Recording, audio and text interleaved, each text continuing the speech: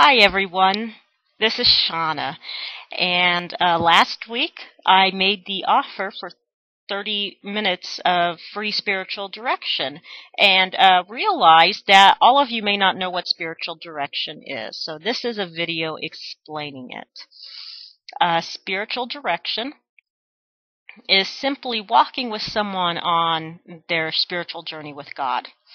I love the Irish term for it, Anam Cara. It means soul friend. It's people who walk together and help each other negotiate the landscape of God, of a relationship with God and spirituality, and that's what I want to do for you. I am very passionate about this. I've received great help from spiritual directors, um, and I want to pass that help along. Some of the things you might talk to a spiritual director about are, well, a main one is as our relationship with God grows over the years, the same practices that used to help us don't help us anymore, and so I can help you explore different spiritual disciplines, help you look at your life over weeks and see, well, where did you see God? How is God speaking to you?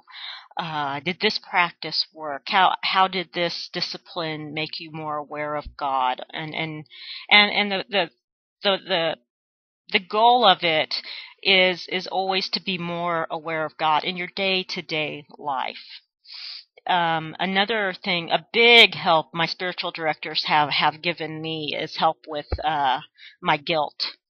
I have a lot of false guilt about things I think I should be doing or I shouldn't be doing, and being able to talk to a spiritual director about that and have her say, well, why are you feeling guilty about that? It's not a sin. It's, that it's helped me. It's also helped with my depression because the spiritual director uh, sees more. She's more objective, or he. Spiritual directors can be men as well. I've only had women, excellent nuns. Depression kind of warps how you see yourself if you've never had it. If you do, you know exactly what I'm talking about. And so more objective person can help you see that you're not seeing yourself right. And so which means you're not seeing your relationship with God right. And so, my spiritual directors have helped me greatly, in dealing with and managing my depression. Um, a disclaimer here. I'm not a doctor. I don't have training. And if your depression is more than just like a mild run-of-the-mill type, I will be suggesting you see a therapist or a psychologist. So I just want you to know that. I'm not trained in that area, and I will let you know if I feel uncomfortable in that. I think you need to see somebody who is trained. So just so you know. Uh, and then there was one other thing I wanted, and now I can't remember, but that's okay. But spiritual directors, oh yes, directing women in their vocations and callings, that's simply to say, in how we think God, how God wants us to build her kingdom here in the world. And women have been greatly discriminated against this in the church. I've talked about before the four little verses. There's 4 verses out of over 30,000 verses in the Bible, written to very problematic churches that say women should shut up, sit down, not talk, they can't teach, yada nothing. And so many churches have taken this to mean women cannot be in leadership positions. And which for women who, like me, who are called to those leadership positions, it can be hard negotiating that terrain. And I would love to walk with you on that if you feel like God may be calling you to pastoral ministry, some kind of lay leadership, but just something that normally the church has not let women do. I've been there, I've done it. I was an ordained minister, and I would love to walk with you on that journey and help you figure things out and see where your gifts are and what God's calling you to, and how that looks like in your life. So that was the other thing. So I can help you along with your spiritual journey. If things have gotten dry and you're not quite sure how to get back to an intimacy with God, uh, if you have a lot of guilt that you really shouldn't have, I can help you see yourself more as you are, and less through the guilt-colored lenses we have, and also your vocation and calling. I am a feminist, and I love, if you've read the blog for any amount of time, you know I use feminine as well as masculine expressions for God. For me, God is both father and mother. I love Sophia for a name for God. And so, if you're curious about more female ways to look at God, I would love to talk to you about that. And just so you know, I wasn't always comfortable calling God Mother. I wasn't always comfortable thinking of God as a she. I've drastically changed my mind on this.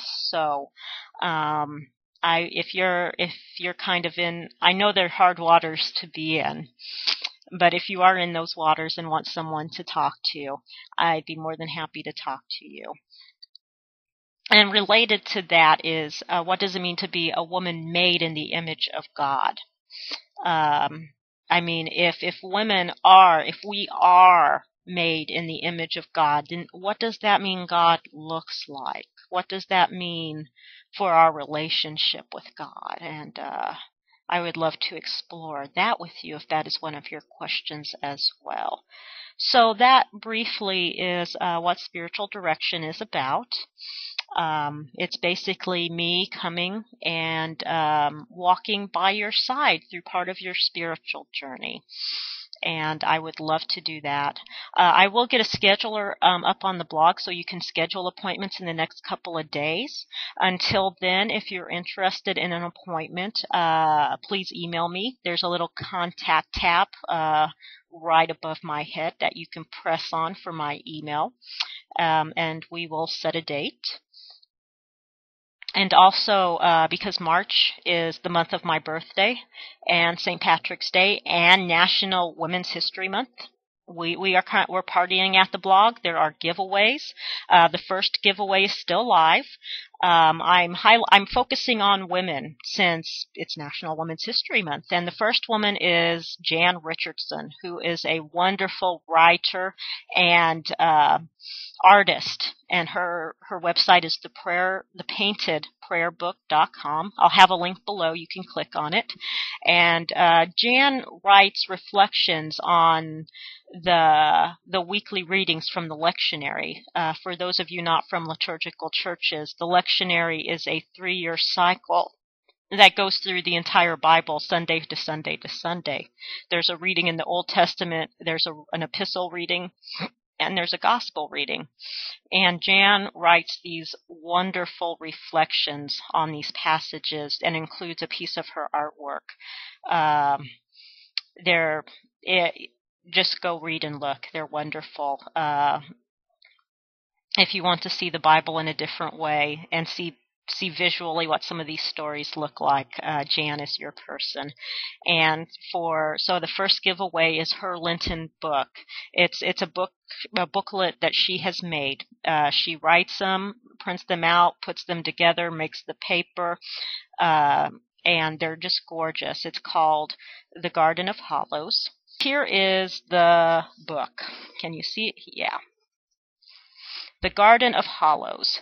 And it's my favorite Lenten companion. In it, Jan has taken the journey of Lent from the woman who anointed Jesus through the resurrection, and they're very vulnerable meditations with these wonderful let's see if we can get it. There we go. These wonderful charcoal sketches. This is the woman anointing Jesus before Passion Week in Jerusalem. And they just make you think that it's very... Lent, for those of you who don't know, Lent is the Christian season for stripping away layers to get closer to God, stripping away what we don't need, stripping away things that have gotten in our way with our relationship with God. And this book is the perfect companion for that. Here's another one of the drawings. So it's very vulnerable. She takes us on this fabulous journey of getting used to living in the hollows of our own life, and becoming vulnerable to God and opening up to God, and making that and being able to live in those very uncomfortable places. So that is the gift right now by a wonderful woman writer and artist, Jan Richardson. You have till midnight Tuesday. All you have to do is take a little survey. The link is going to be right below, and to get your name in the drawing. Now, I am still. This is the first survey I've done with SurveyMonkey or Monkey Survey. I forget which way it goes, but it's the first one, and I didn't realize when I set it up they only do a head count. I have to figure out how I can also find out how people's names who vote. So if you do vote, please leave a comment letting me know so your name goes in the hat, and I will draw Wednesday morning and let the winner know. And then Wednesday is the St. Patrick's Day drawing. We'll go live. It's not a traditional St. Patrick's Day because I have decided the perfect way to recognize St. Patrick's Day is to give away one of my favorite kick-ass feminist movies. And so I think a few of the actors are Irish, so I could probably tie it to St. Patrick's Day that way. But that's how we're going. So the next giveaway is going to focus on a movie I really like that I think has great things not only to say about women and what we can do, but has my favorite egalitarian marriage ever to come out of Hollywood. After that, I have two books about women. One is called Wild Women, and it's women who didn't conform to what womanhood in Victorian times was. And it's women who didn't wear corsets, curmudgeons. It's a wonderful book. And the other book is one of my favorite books about women called Eve's Bible.